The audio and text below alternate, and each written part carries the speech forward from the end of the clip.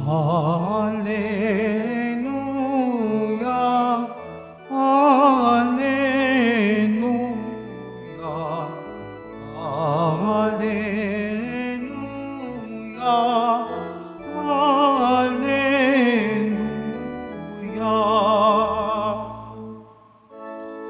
Biring Mariang matapat sa pagsunod sa pahayag ng Diyos na tagapagligtas. Hallelujah, Hallelujah, Hallelujah, Hallelujah.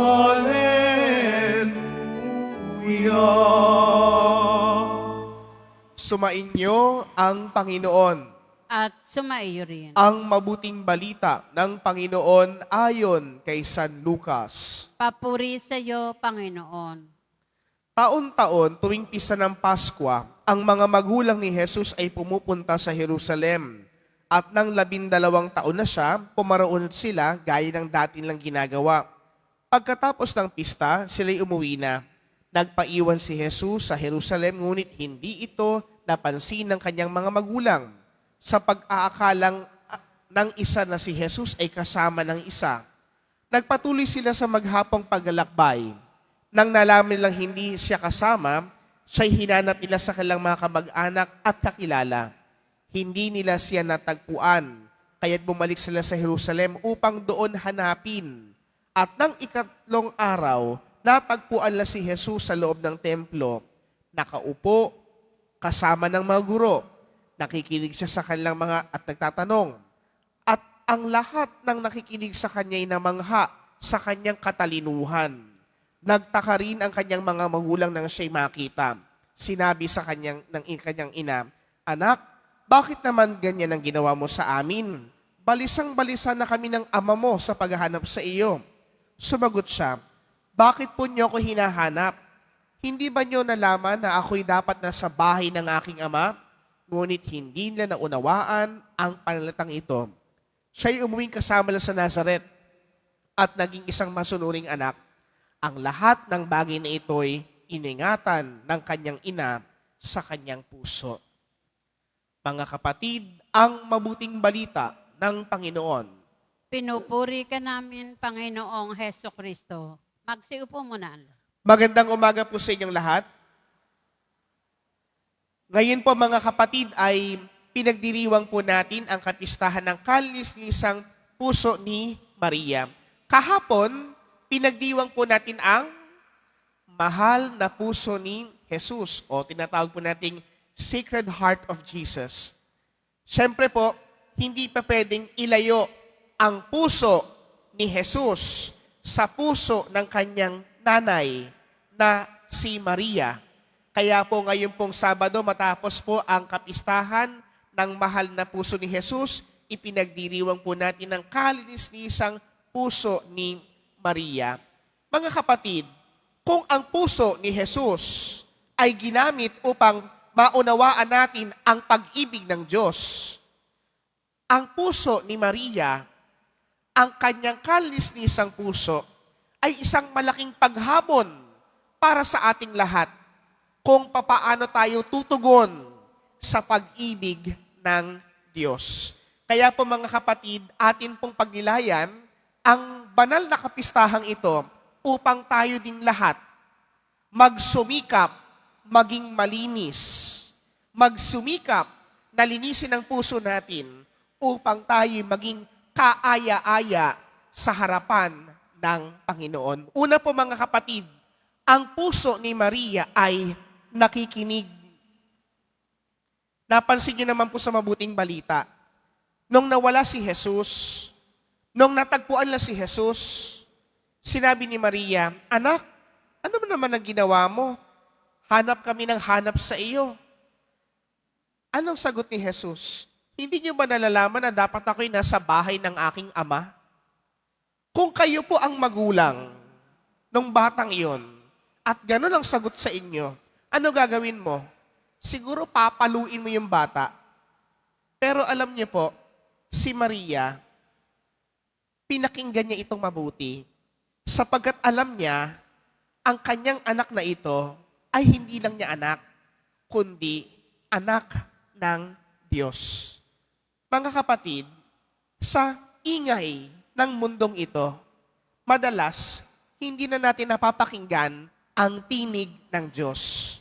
Palagi nating pinakikinggan ang tinig ng ating sarili, ang tinig ng ingay ng mundo, ang tinig ng kasalanan, ang tinig ng kasinungalingan, at tayo nabibingi na sa tinig na ito.